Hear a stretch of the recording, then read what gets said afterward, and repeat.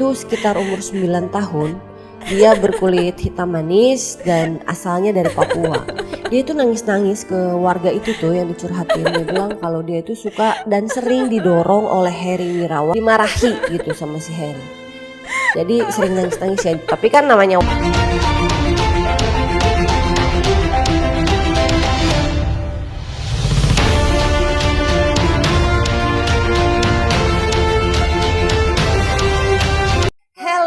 Mama in the world, mama yang kece, mama yang cetar, mama yang mempesona. Apa kabar semuanya nih, mama semuanya? Semoga kita selalu dalam keadaan sehat walafiat. Oke nih Ma, kali ini kita akan mendengarkan sebuah cerita dari seorang predator buaya buntung. Seperti yang kita semua sering dengar ya, si predator kucrut ini ya. Ini kan lagi viral-viralnya banget nih, bener gak sih? Ya kan, dimana-mana si predator ini tuh namanya tuh selalu disebut di berbagai media. Bener gak sih Mak?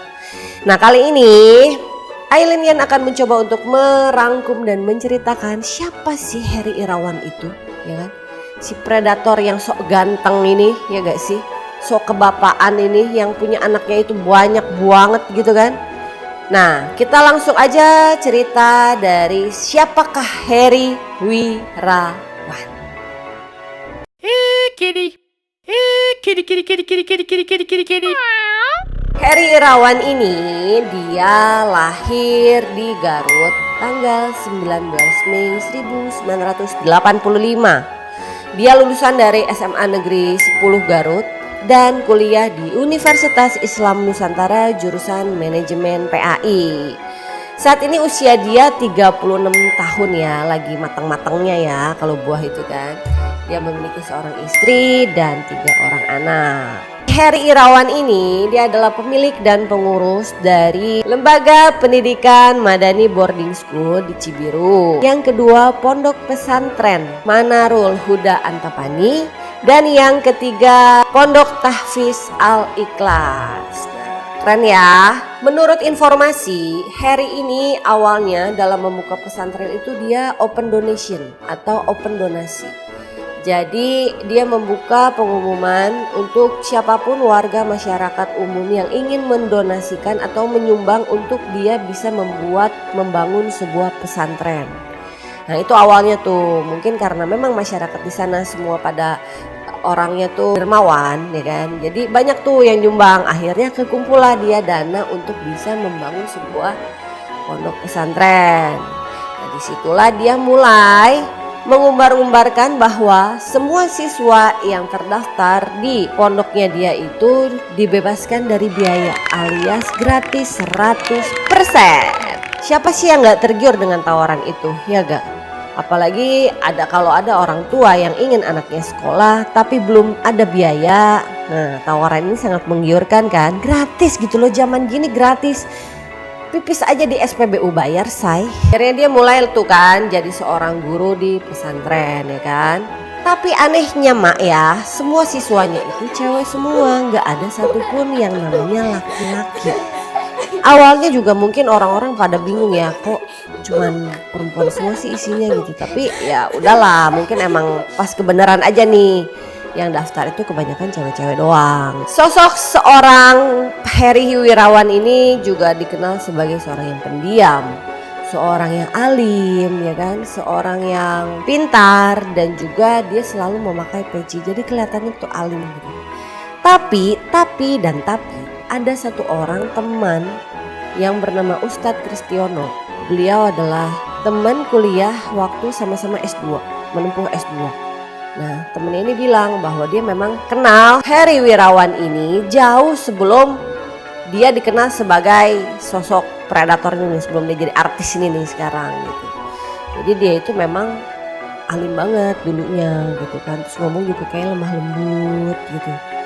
Tapi dia sudah melihat mungkin ada satu keanehan gitu atau kelainan, tapi nggak bisa diungkapkan dengan kata-kata gitu. Dia hanya insting aja gitu, cuma feeling doang, kayaknya ada yang lain nih dari orang ini gitu. Akhirnya dengan perjuangan dia ya kan, menawarkan dari rumah ke rumah, siapa nih yang mau sekolah gratis ya kan. Akhirnya dia bisa mengumpulkan kurang lebih hampir 40 orang siswa yang akhirnya mendaftarkan diri dan mulai bersekolah di sana. Selain sekolah belajar, mereka juga pindah tempat tinggalnya. Jadi mereka itu seperti ya itulah pondok ya, seperti pondok pesantren, belajar di sana dan juga tinggal bersama Heri Wirawan di sana.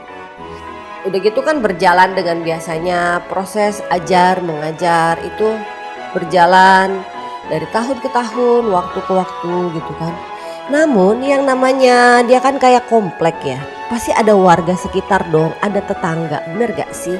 Nah bisik-bisik tetangga ini ya, itu tuh mulai terdengar gitu kan. Mereka itu para tetangga tuh udah mulai ada rasa-rasa aneh, curiga gitu kan. Kayak ih gitu. Apa aja sih keanehan atau kecurigaan dari warga-warga dan tetangga di sekitar pondok pesantren tersebut? Beberapa warga yang tinggalnya di seberang dari pondok tersebut ataupun dari tetangganya pinggir-pinggirnya gitu, itu tuh suka ngelihat beberapa siswa ya, siswa cewek, siswi lah ya, siswi itu kalau misalkan lagi di depan pintu gitu, terus ngelihat Heri pulang nih ya kan, si jagoan pulang, itu tuh pada mukanya ketakutan terus langsung pada masuk ke dalam rumah.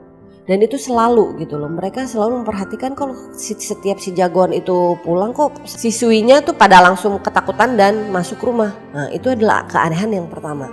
Keanehan yang kedua, seperti ada pembatasan komunikasi atau mereka tuh kayak dilarang buat ngobrol sama tetangga-tetangga, ngebaur atau cerita ini itu gitu loh. Mereka tuh seperti dilarang karena mereka tuh jarang banget yang namanya komunikasi dengan orang luar. Hanya berkomunikasi dengan Heri ataupun teman-teman siswi-siswi di sana gitu. Sampai ada nih katanya ya, ada seorang warga itu pernah didatengin sama salah satu siswi itu sekitar umur 9 tahun. Dia berkulit hitam manis dan asalnya dari Papua. Dia itu nangis-nangis ke warga itu tuh yang dicurhatin. Dia bilang kalau dia itu suka dan sering didorong oleh Heri Wirawan, dimarahi gitu sama si Heri. Jadi sering nangis-nangis ya. Tapi kan namanya warga kan hanya bisa menerima, nggak bisa yang gimana-gimana, nggak bisa ikut campur yang terlalu jauh gitu kan. Jadi mereka ya cuman oh ya udah kamu mungkin apa Herinya lagi emosi atau apa, ya berusaha untuk menenangkan si anak tersebut gitu. Yang ketiga adalah keberadaan anak-anak balita yang tiba-tiba muncul gitu loh, tiba-tiba tanpa babi bu tiba-tiba nongol gitu kan. Dan anak-anak balitanya itu pun umurnya itu hampir sepantaran semua gitu. Dan katanya kalau dilihat-lihat itu mereka tuh mukanya mirip Heri semua. Bingung ya? Terus juga dari kebiasaan sehari-harinya si para siswi ini, dilihat-lihat kok makin kesini ya, makin lama kok kayaknya si siswi-siswi itu bukan sibuk belajar ya kan, bukannya sibuk menghafal Al-Quran, tapi mereka itu lebih sibuk bekerja seperti pembantu. Contoh mencuci baju, mencuci piring, menjemur baju, terus bersih-bersih ya kan, sampai mereka itu dibilang seperti kuli bangunan. Kenapa? Karena mereka itu disuruh ngaduk semen ya kan, terus udah ngaduk semen terus di gitu-gitulah pokoknya ngebantuin untuk ngebuat pagar katanya. Kalau pagar kan di luar rumah otomatis kan tetangga pada ngeliat dong ya kan. Nah itulah, jadi kok aneh gitu loh. Padahal anak itu anak cewek di bawah umur disuruh ngaduk semen, kan aneh. Kenapa gak panggil tukang aja gitu kan. Yang kelima, yang namanya pondok itu biasanya campur ya kan. Mungkin dipisah nih ruangan cewek atau cowok gitu kan. Nah ini kok dilihat-lihat ya dari tahun ke tahun kok gak ada yang daftar tuh yang namanya siswa cowok gitu kan. Semuanya cewek, gak ada satupun laki-laki. Aneh kan ya, tapi tidak mau uzon dong. Jadi ya warga ya percaya aja lah, ya memang begitu kali kan keadaannya. Jadi ya udahlah gitu, walaupun aneh sebenarnya, tapi mereka tidak pernah mempertanyakan hal itu kepada Heri. Dan keanehan yang terakhir adalah siswi-siswi tersebut tidak boleh yang namanya belanja ke warung sendirian bu, harus ditemenin sama si jagoan. Nah aneh kan. Maksudnya ya Allah, misalkan dia mau beli apa, pembalut gitu kan, masa dianterin juga sama cowok, dan kenapa harus dianterin gitu? Apa si Heri takut kalau si siswinya itu ngadu ataupun ditanya-tanya sama tetangganya? ya kan? Pokoknya nih si jagoan ini, si Harry ini harus menjadi bodyguardnya si siswi. Pokoknya kemana-mana tuh harus ada dia aja. Gak boleh mereka berkeliaran sendirian. Apalagi ngobrol sama tetangga, Mak. Mereka juga bilang kalau mereka itu semua warga-warga di sana itu sering membantu. Mereka selalu memberi bantuan kepada Harry. Contohnya misalkan kasih makanan, kasih baju-baju bekas, ataupun mungkin buku-buku atau barang-barang yang lainnya. Itu mereka selalu menyumbangkan apapun yang mereka miliki ke Harry Wirawan untuk membantu, yang dibilang katanya juga membantu anak yatim piatu. Harry Wirawan nampaknya dia masih bernafas lega, ya kan? Dia masih bisa menikmati sebagai raja minyak di dalam pondok tersebut, ya kan? Dia bisa dengan leluasa dan bebas mau ngapain aja di pondok dia sendiri, yang gurunya ya cuman dia sendiri gitu loh. Jadi dia mau ngapa-ngapain juga bebas, ya kan? Namun bulan Mei 2021 ada pengaduan pertama yang dilakukan kepada Harry Wirawan.